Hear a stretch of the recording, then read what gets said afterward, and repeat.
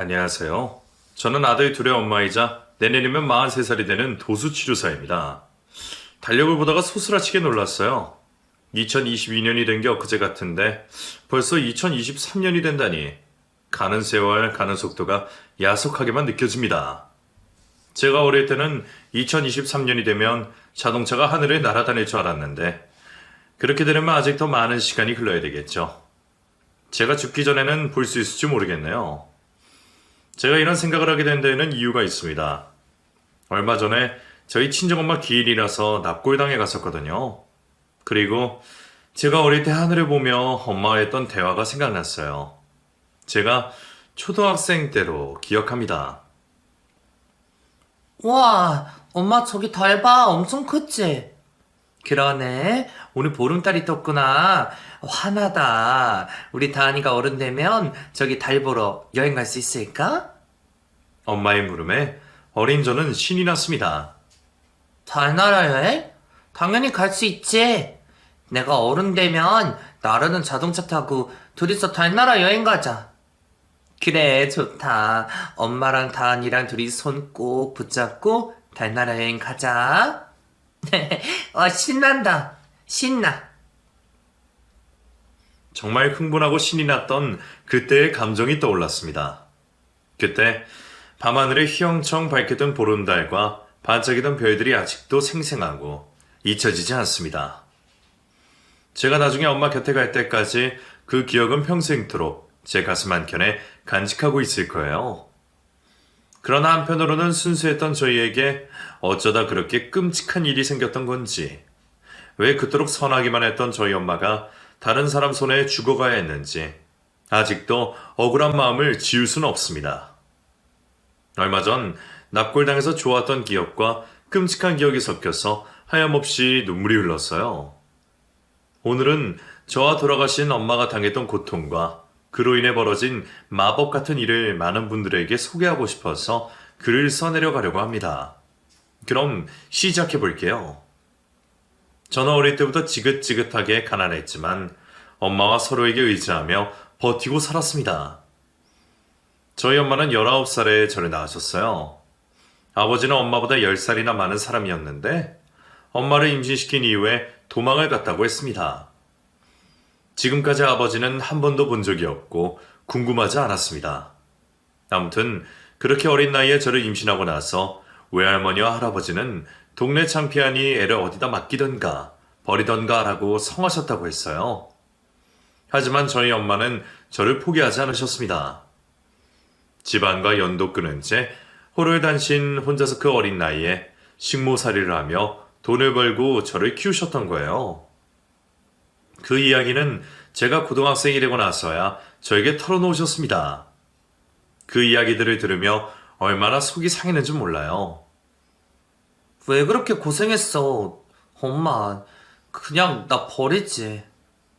무슨 소리야. 이렇게 이쁜 딸이랑 살아서 엄마가 얼마나 행복한데. 그때는 엄마 마음도 모르고 그렇게 철없는 소리를 했네요. 나중에 제가 엄마가 되고 나서야 돌아가신 엄마가 저를 키우느라 얼마나 고생을 하셨을까 하는 생각에 가슴이 찢어지는 듯 아팠습니다. 아무튼 엄마는 그렇게 악착같이 일을 하고 돈을 모으셔서 저와 둘이 살 작은 집을 마련하셨어요. 제가 살던 동네에는 혼자 사는 노인분들이 많았습니다. 그 동네의 아이는 제가 거의 유일해서 어르신들의 관심과 사랑을 독차지했어요. 엄마가 일을 하러 가시면 저희 사정을 알고 계셨기에 노인정에서 노인분들이 저를 돌봐주셨어요. 그리고 저에게 과자나 사탕을 주셨습니다. 아이고, 귀여운 것. 눈 땡그란 것 봐라. 다은이, 맛있어? 네, 할머니. 사탕 진짜 맛있어요. 계피 사탕인데, 안 매워? 하나도 안 매워요. 맛있어요. 그때부터 저는 어른 입맛을 갖게 되었던 것 같네요. 유치원에 갈 나이였지만 저는 노인정에서 지냈습니다. 동네 할머니, 할아버지가 하는 대화를 저는 옆에서 들으며 알아듣지도 못하면서 깔깔 웃기도 하고 저를 위해서 만화를 틀어주셔서 TV를 보기도 했습니다. 남들이 들으면 안쓰럽다고 생각하실지도 모르겠지만 저에게는 정말 따뜻한 기억으로 남아 있어요. 아무래도 할머니, 할아버지 분들이라서 항상 몸이 아프다는 이야기를 많이 하셨습니다. 아휴, 이 어제 잠을 잘못 잤는지 오만 내가 다 쑤셔? 젊어서 고생을 많이 해서 그래야. 병원이라도 한번 가봐. 병원은 무신. 가봐야 소용없어. 보통 그런 대화를 나누며 할머니들은 본인 몸을 쓸고 주무르고 하시는 모습을 많이 봤어요. 초등학생이 되고 나서도 하교를 하면 노인정에 찾아가던 제가 어느 날은 말했습니다. 할머니, 다은이가 어깨 주물러 드릴까요?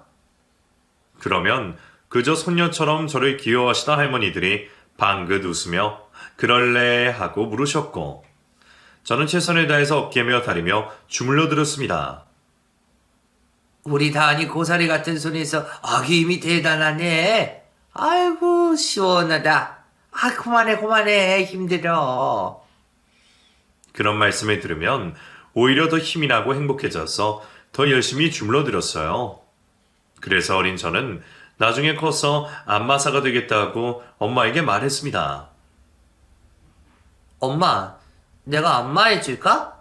할머니들이 엄청 시원하대. 나 커서 안마하는 사람 될래. 제 말에 엄마는 기겁을 하셨어요.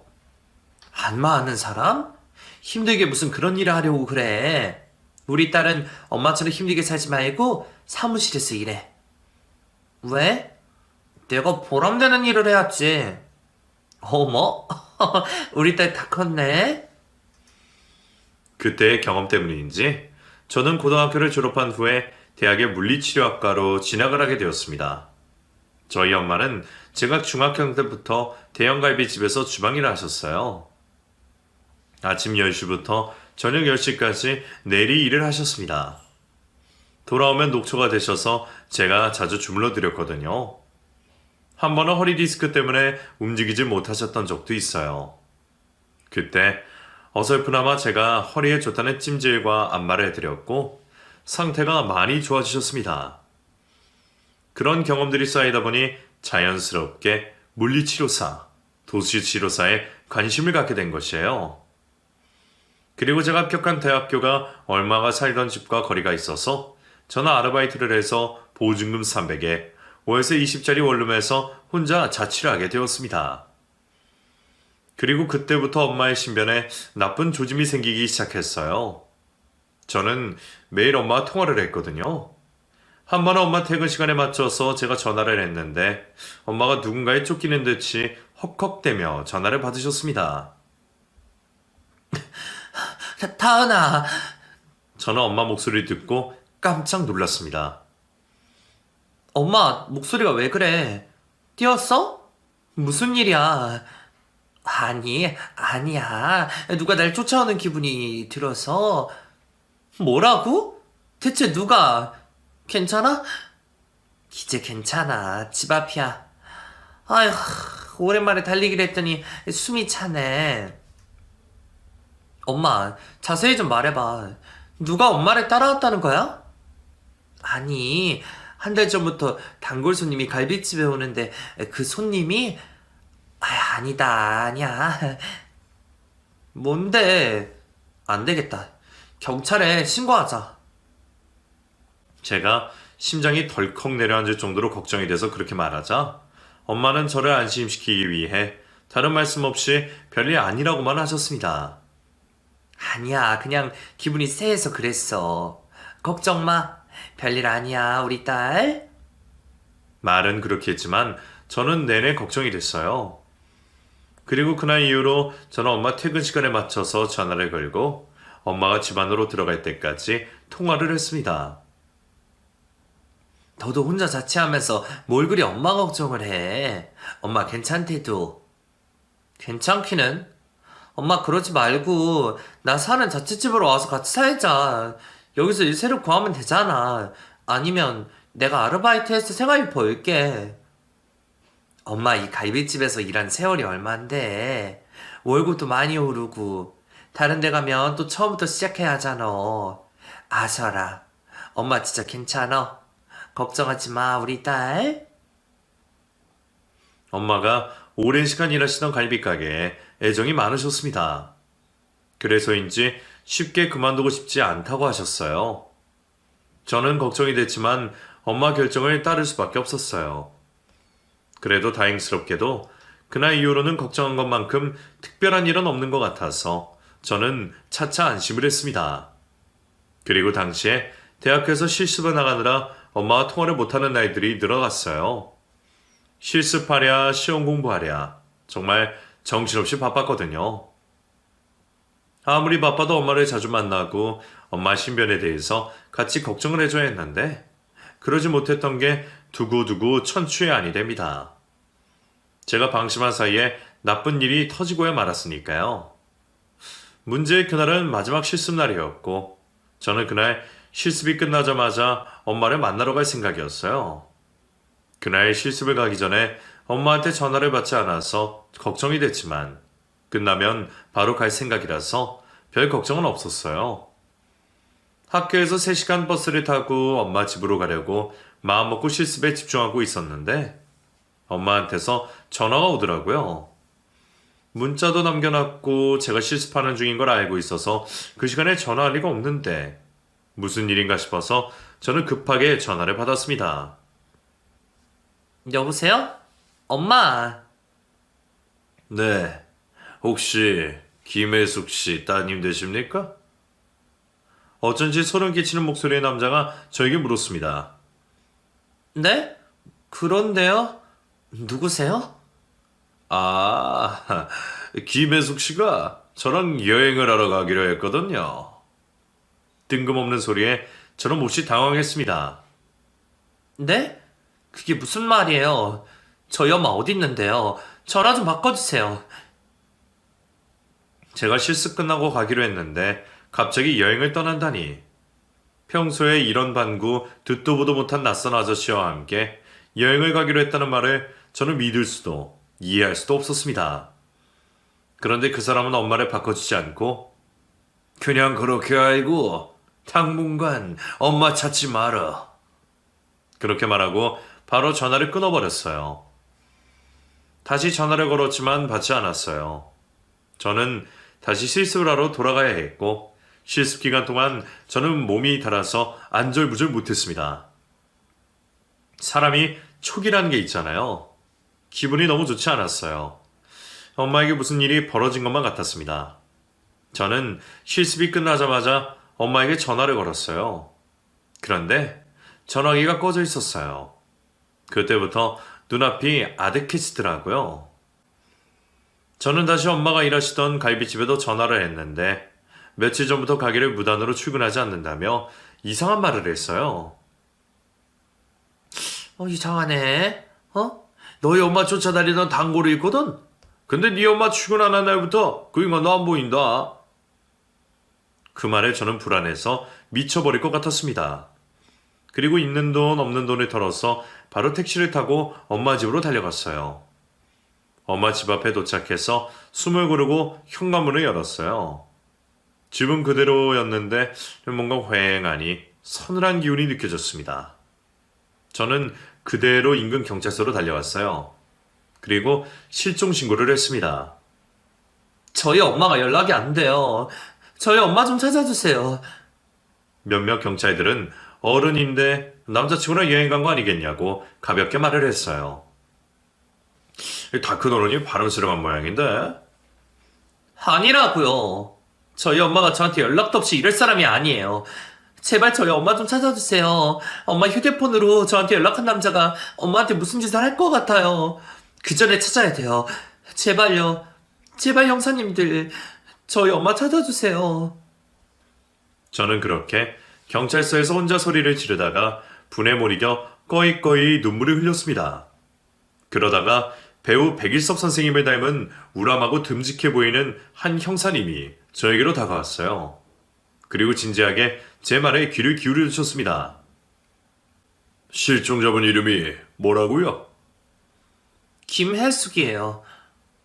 그리고 나서 저는 저희 엄마의 생년월일을 말씀드리고 엄마가 일하던 식당에 단골 손님으로 왔다던 사람이 의심된다고 말했습니다.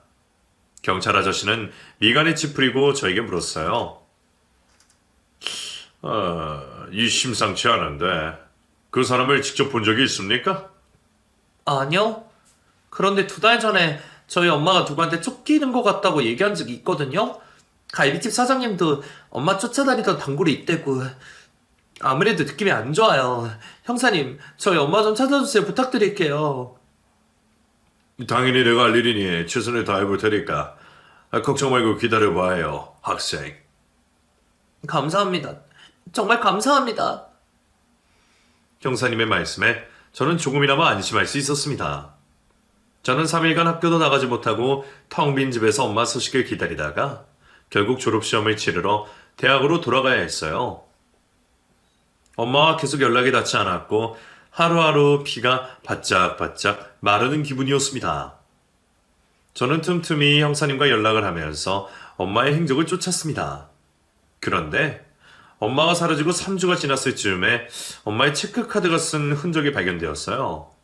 엄마와 아무 연고지가 없는 시골 마을이었습니다. 저는 엄마를 찾을 수 있다는 희망에 부풀었어요. 형사님들이 가서 그 동네에 있는 몇 안 되는 CCTV를 다 뒤져봤지만 아무런 성과가 없었습니다. 그래도 어쨌든 흔적이 발견됐으니까 곧 찾을 수 있을 거야. 학생, 기다리고 있어봐. 형사님의 말이 귀에 들어오지 않았어요. 엄마가 사라진 후에 저는 밥도 제대로 먹지 못하고 살이 빠져서 서 있을 기운조차 없었습니다. 밤이 되면 지쳐 쓰러져 잠이 들었습니다. 그런데 어느 날 꿈에서 엄마가 보였어요. 다은아, 밥 잘 먹어야지. 그래야 기운을 내지. 엄마 속상해? 그 목소리가 정말 생생했습니다. 눈을 뜨자마자 엄마라고 외치고 연결되지 않는 휴대폰에 전화를 걸었어요. 꿈을 꾸고 난 이후에 저는 일단 체력이 있어야 엄마도 찾을 수 있다는 생각에 밥도 먹고 기운을 차렸습니다. 그리고 물리치료사 국가고시 시험도 치러서 통과했어요. 그렇게 1년, 2년 속절없이 시간만 흐르고 저희 엄마 사건에 매달리던 경찰 아저씨는 징계를 받고 다른 지역으로 전근까지 가게 되셨습니다. 그때 경찰 아저씨가 전화를 걸어주셨어요. 다은아, 아저씨가 어떻게든 찾을 테니까 너는 이 자리에서 씩씩하게 지내고 있어라. 알았지? 네, 아저씨. 그동안 정말 감사했어요. 어느새 엄마가 실종되고 3년이 지나자 경찰에서도 엄마 사건을 미제 사건으로 접어들려고 하는 것 같았어요.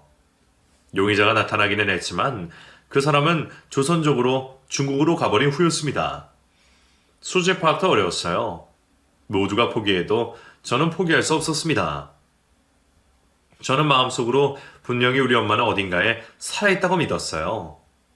나중에 엄마가 본인 때문에 제가 엉망으로 지냈다는 사실을 보고 슬퍼할까봐 저는 제 자리에서 최선을 다하며 열심히 살려고 했었습니다. 엄마가 저를 포기하지 않으셨듯이 저도 엄마를 포기할 수 없었어요. 저는 대학 졸업 후에 한 대학병원에서 도수치료사로 일을 했습니다. 다른 곳으로 전근을 가셔서도 제 사건을 수사해 주려고 애를 썼던 형사님과도 차츰 연락이 끊어져 버렸어요.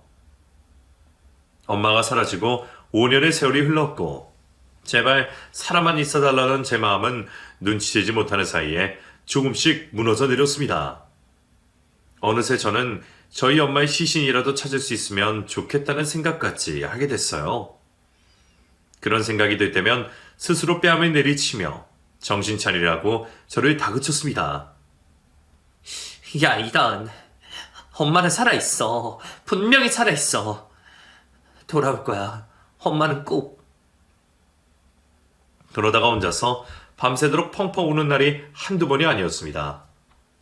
왜 나에게서 세상에서 제일 사랑하는 우리 엄마를 뺏어간 건지 하늘을 원망했어요.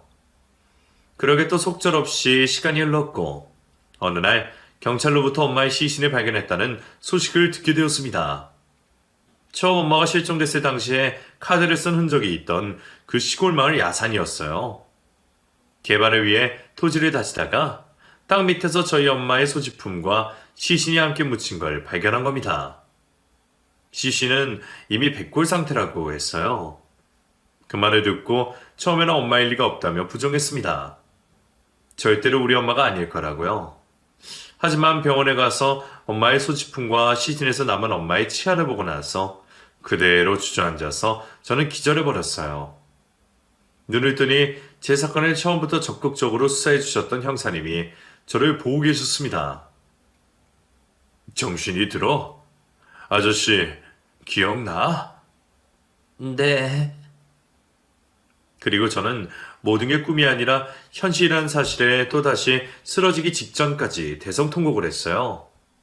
엄마 시신을 국과서에서 검사를 한 후에 장례식을 치러드렸습니다. 엄마는 저를 낳으면서 가족과도 연을 끊었고 일만 하고 사시느라 친구도 많이 만들지 못하셨어요. 장례식장에 손에 꼽을 수 있을 만큼 찾는 사람이 없었습니다. 저는 속으로 엄마를 죽인 범인을 찾으면 제 손으로 죽여버리겠다고 다짐했어요.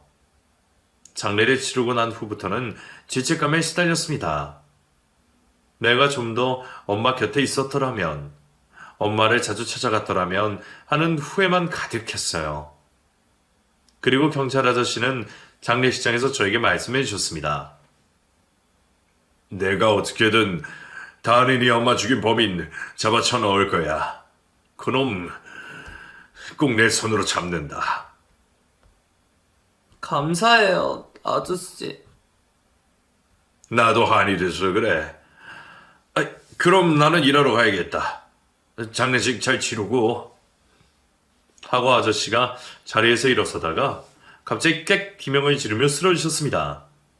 아예 움직이지 못하셨어요. 왜 그러세요? 어디 아프세요? 허리가 디스크가 또 터진 건지. 아이고. 가만 계세요. 제가 한번 봐드릴게요. 저는 도수치료사로서 일하고 있었기에 아저씨 상태를 살폈습니다. 척추 측만증이 있으시더라고요. 일단 저는 응급조치를 취해드렸어요. 그랬더니 고맙다고 하셨습니다. 한결 낫네.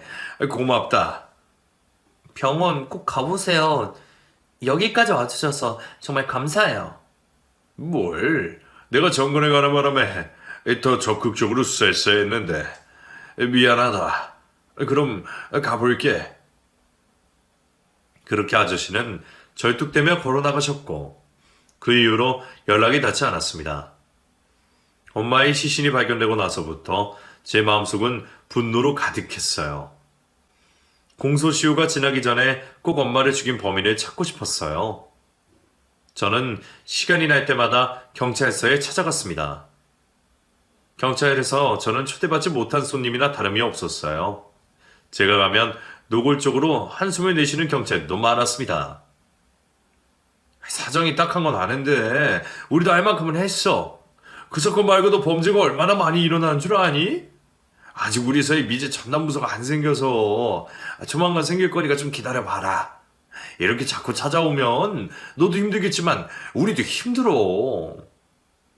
8년 남았어요. 그 전에 잊혀지면 어떡해요. 꼭 잡아주세요. 저 범인 잡을 때까지 포기 안 할 거예요. 그때쯤 되니 눈물조차 메말라 버렸습니다. 나중에 경찰에서는 아마 범인은 중국에서 사망을 했거나 다른 죄로 감옥에 들어갔을 거라는 말까지 했습니다. 제 아내는 아무 죄 없는 하나뿐인 엄마를 죽인 얼굴 모르는 범인에 대한 분노가 용암처럼 끌어올랐어요. 어쩌다가 조선족인 사람이 환자로 오면 그 범인이 한국에서 가명으로 사용하던 이름을 대며 그 사람을 아느냐고 물었습니다. 하지만 아는 사람을 찾을 수가 없었어요. 엄마가 일하셨던 갈비 가게도 망해서 사라졌고 조금이나마 남아있던 엄마의 흔적들이 하나씩 지워질 때마다 저는 몸이 타는 듯 했습니다. 그리고 엄마 사건의 공소시효가 2년쯤 남았을 때였어요. 이때 저에게 기적이 생겼습니다. 그날도 어김없이 저는 병원에 출근을 해서 일을 하고 있었어요. 일을 하다가 점심시간이 돼서 점심을 먹으러 가려고 했는데 출애한 제 또래 한 남자가 얼굴이 사색이 되어서 여기저기 전화를 하고 안절부절 하고 있더라고요. 어쩐지 신경이 쓰여서 저는 다리가 움직이지 않았습니다. 한참을 바라보고 있자 그 사람이 불현듯이 저에게 다가왔어요. 그리고 바닥에 철부덕 주저앉더니 제 바지가랑이를 붙잡고 애원했습니다. 저 좀 도와주세요. 저희 아버지가 칼에 찔려서 응급수술을 하고 제 수술을 해야 되는데 제가 당장 병원비 낼 돈이 없습니다. 빌려주시면 제가 어떻게든 갚겠습니다. 한 번만 도와주세요. 저희 아버지 좀 살려주세요. 그 사람은 두서없이 그렇게 말하며 눈물 콧물을 흘리며 울고 있었어요. 저는 그냥 지나칠 수가 없었습니다. 얼른 가세요. 제가 병원비 내드릴게요. 걱정하지 마시고요. 저는 점심 먹으러 가던 길을 돌려서 그 사람과 함께 수납처로 갔습니다. 그리고 들고 있던 지갑으로 수술비를 내주었어요. 그 사람은 연신 저에게 고맙다고 인사를 하고 괜찮다고 하는데도 제 연락처를 물었어요. 정말 제 은인이세요. 정말 감사합니다. 제가 아버지 수술 끝나면 연락드릴게요. 수술 잘 될 거예요. 힘내세요. 그렇게 저는 잊고 지냈는데 며칠 후에 그 사람에게 전화가 왔어요. 저희 아버지 덕분에 수술 잘 받으시고 이제 깨어나셨습니다. 그래요?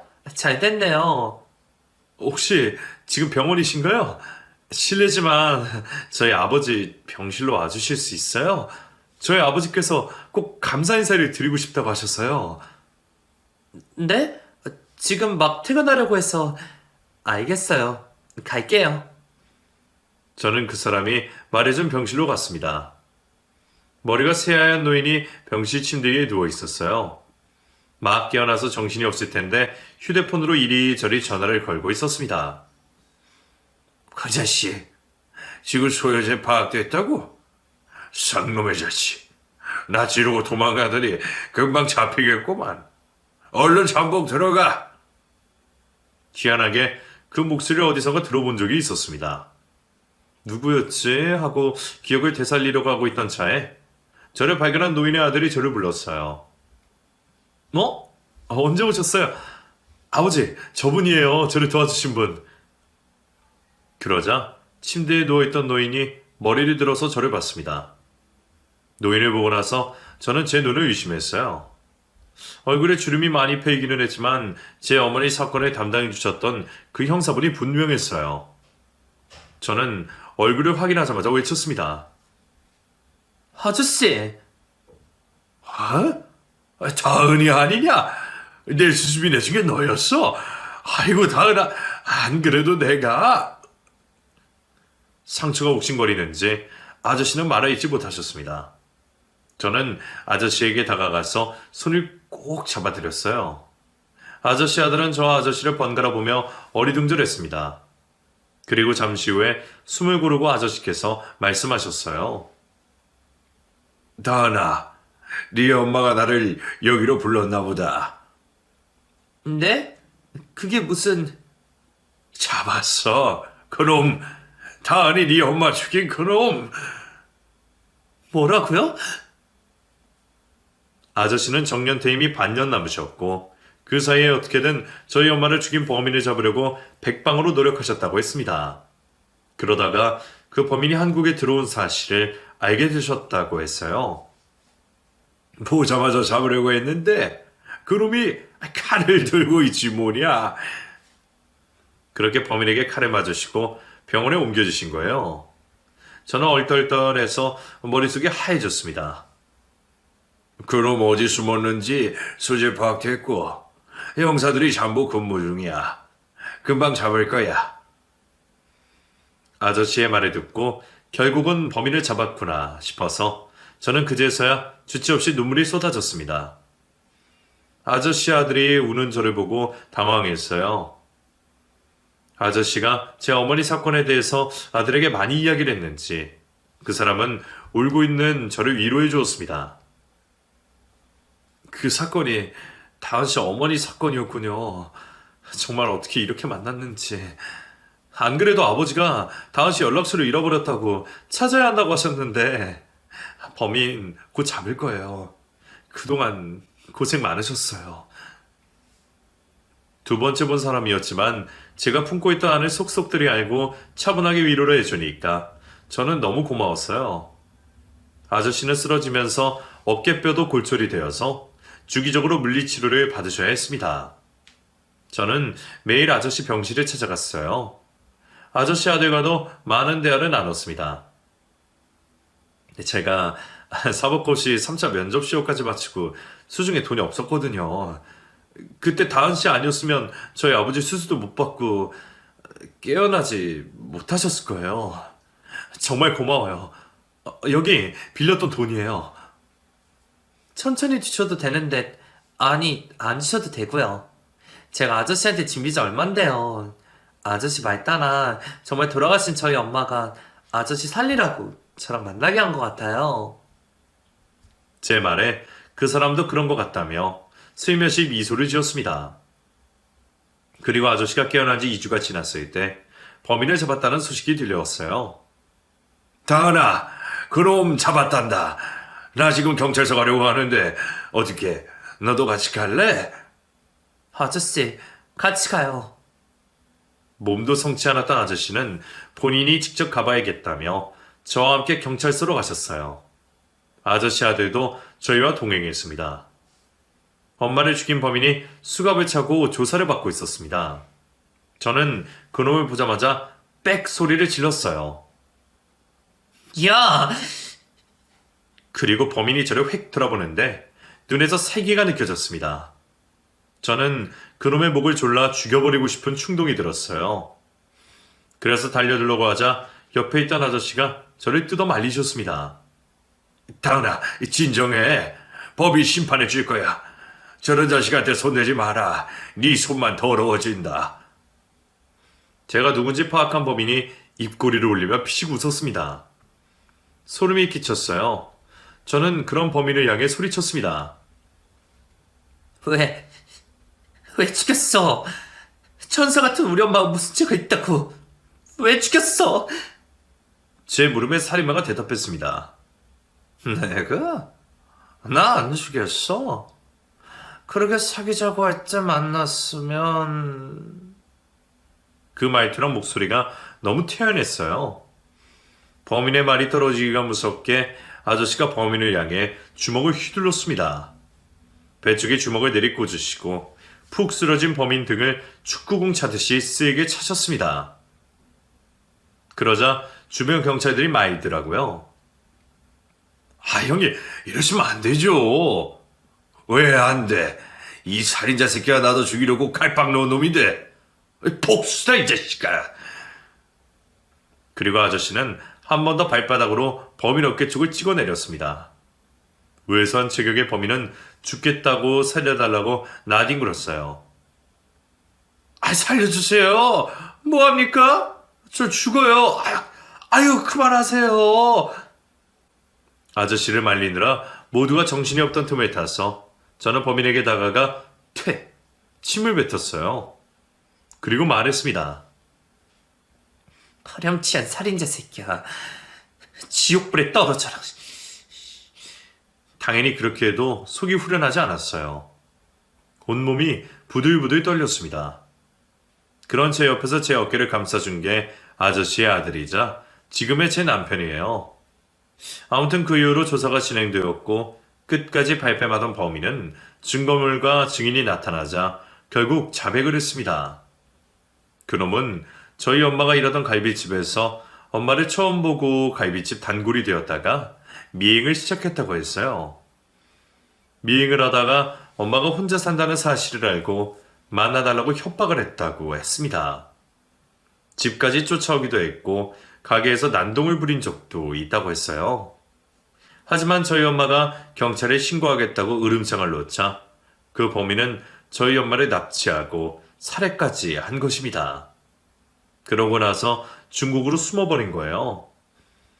공소시효가 끝난 줄 알았던 범인이 아무 걱정 없이 한국에 일을 보러 왔고 그 사실을 알게 된 아저씨가 그놈의 거처를 확인하고 붙잡으신 겁니다. 오랜 시간 악몽까지 꾸면서 잡고 싶던 범인이 잡히고 나자 저는 온몸에 기가 다 빠져나가는 것 같았습니다. 움직일 수가 없었어요. 그래서 병원까지 간두고 집에 틀어박혀 지냈습니다. 제 삶의 의미를 다 잃어버린 기분이었어요. 범인도 잡았겠다. 나도 엄마를 따라가야겠다는 생각까지 들었습니다. 절망 속에 지내던 저를 찾아온 게 바로 아저씨의 아들이었어요. 범인이 사형 선고를 받고 항소 끝에 가석방 없는 무기징역을 선고받은 이후에 저는 세상과 다 차단하고 지냈습니다. 그렇게 1년의 세월이 흐른 어느 날 전화벨이 울렸고 무심결에 전화를 받았어요. 여보세요? 다은씨, 나예요, 김성철. 오랜만이에요. 지금 뭐예요? 저 그냥 있어요. 병원 그만뒀다면서요. 네, 그렇게 됐네요. 그럼 저 끊을게요. 전화를 끊으려고 하자 그 사람이 다급하게 말했습니다. 다은씨, 식사 안 하셨죠? 네? 저희 아버지가 다은씨 걱정이 많으세요. 다은씨 나와요. 제가 맛있는 거 사줄게요. 해줄 말도 있고요. 그 사람은 어쩐지 신난 목소리로 그렇게 말했고 저는 만사가 귀찮아서 거절했습니다. 그런데도 끝까지 나와달라고 애원을 하더라고요. 그래서 저는 억지로 약속 장소에 나갔습니다. 저를 보고 그 사람은 깜짝 놀랐어요. 다은씨, 얼굴이 왜 그래요? 당장 병원 가요. 거울을 보면 돌아가신 엄마가 떠올라서 너무 고통스러웠습니다. 저는 거울도 보지 않고 집에서 은둔 생활을 하고 있었어요. 그 사람이 놀라서 묻기에 제가 대답했습니다. 제 얼굴이 왜요? 요즘 밥을 못 먹어서 그런가? 괜찮아요. 일단 죽부도 한술 두고 저랑 병원 가요. 그 사람이 말했고 저는 죽 3숟가락을 대다가 저도 모르게 픽 쓰러져서 의식을 잃었습니다. 그리고 깨어보니 병원에서 링게를 맞고 있었어요. 눈을 뜨자마자 본 건 걱정 가득한 눈으로 저를 보고 있던 그 사람이었습니다. 다은씨, 정신이 들어요? 근데 성철 씨 왜 안 가시고? 제가 어떻게 가요? 다은씨 영양실조래요. 1년 동안 잘 지내고 있으라고 했잖아요. 참지 말고 연락할걸. 그 사람은 알 수 없는 말을 했어요. 그리고 이내 제 손을 붙잡고 눈을 반짝이며 말했습니다. 다은씨, 저 사법 90 패스하고 연수원에서 1년 동안 지내다가 왔어요. 범인 형 집행된 것도 알고 있었고 다은씨 정말 보고 싶었어요. 그래요? 축하드려요. 저 사법연수원 가야 하는데 힘든 다은씨 옆을 지켜주지 못해서 너무 미안했어요. 그리고 연수원에서 다은씨 목소리 들으면 당장 뛰어나오고 싶어질까봐 참고 또 참았어요. 왜 저를... 다은씨, 저 다은씨 사랑해요. 1년 내내 다은씨한테 고백할 생각으로 버텼어요. 다은씨가 이렇게 힘들게 지낸 줄도 모르고. 전혀 예상치도 못한 말이라서 저는 할 말이 떠오르지 않았습니다. 다은씨한테 부담 주고 싶진 않아요. 그냥 다은씨 회복할 때까지 곁에 있게라도 해주세요. 그 사람은 제가 회복할 때까지 제 곁을 지켜주었습니다. 그렇게 진심으로 저를 대해주는 모습에 저도 감동을 받았어요. 정말 금방이라도 죽을 것만 같던 저는 조금씩 회복을 하고 기운을 차렸습니다. 경찰 정년 퇴임을 한 고마운 아저씨에게도 보답을 해야겠다는 생각이 들었어요. 성철 씨 정말 고마워요. 덕분에 살 용기가 생겼어요. 아저씨는 잘 지내시죠? 우리 아빠 안부 궁금하세요? 안 그래도 아빠가 다은씨 걱정 많으셨는데 본인 보면 다은씨가 더 힘들 거라고 못 오고 계셨어요. 그 말을 들으니 정말 죄송스러웠습니다. 저는 선물을 사들고 아저씨에게 인사를 드리러 갔어요. 새하얗던 머리를 검은색으로 염색하셨더라고요. 오랜만에 봬요 아저씨. 근데 10년은 젊어 보이시네요? 그래? 하도 하레비 같다고 해서 염색 좀 해봤다. 아직 손수도 못 봤는데 하레비라니 억울하잖아. 그나저나 다은이 넌 안색이 많이 좋아졌네. 다행이다. 아니, 정말 다행이야. 아저씨는 저를 보고 안심을 하시고 반가워하셨습니다. 함께 식사를 하고 집으로 돌아가려던 차에 아저씨가 저에게 말씀하셨어요. 에이, 다은이 너 너무 튕기지 마. 내 자식이라서 하는 말이 아니라 우리 아들 같은 놈 만나기 힘들다. 대뜸 그렇게 말하며 윙크를 찡긋 하시더라고요. 그 모습을 보고 저는 정말 오랜만에 박장대소를 했습니다. 그 이후로 저는 다시 도시치료사로 일을 시작했고 아저씨 아들 상철 씨와도 진지하게 만남을 가졌어요. 상철 씨를 만나면서 제 마음속에 깊은 상처가 조금씩 아무는 게 느껴졌습니다. 저에게도 아저씨도 상철 씨도 정말 생명의 은인이나 다름이 없었어요. 그렇게 1년을 진지하게 만나다가 상철 씨가 저에게 청혼을 했습니다. 반짝반짝 빛이 나는 파티룸에서 저에게 반지를 내밀며 결혼해달라고 하는데 그 순간이 정말 마법처럼 느껴졌어요. 그리고 왠지 그 자리에 돌아가신 저희 어머니가 함께인 것만 같았습니다. 다은아, 우리 결혼하자. 내가 평생 네 곁에서 희노애락을 함께할게. 그 말에 저는 눈물을 흘리며 고개를 끄덕였습니다. 그렇게 저희는 결혼을 했고 연년생 아들 둘을 낳게 되었어요. 아이들이 할아버지를 닮았는지 건강하고 씩씩하답니다. 엄마가 실종되고 경찰 아저씨로 만난 감사한 분이 제 시아버지가 될 줄은 정말 꿈에도 몰랐네요. 하나뿐인 제 소중한 가족 엄마를 허망하게 잃었지만 그 빈자리가 이렇게 가득 채워졌다는 사실이 저에게는 마법 같고 기적 같아요.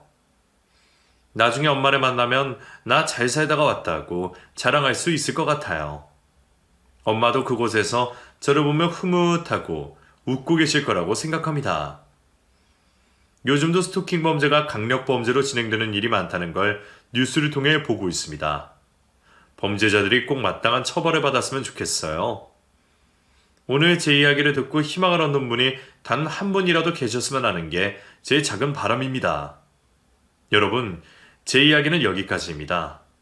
몸이 움츠러들 만큼 추운 겨울이에요. 이럴 때일수록 스트레칭 자주 하시고 따뜻하게 건강 챙기시길 바랍니다. 들어주셔서 정말 감사합니다. 행복하세요.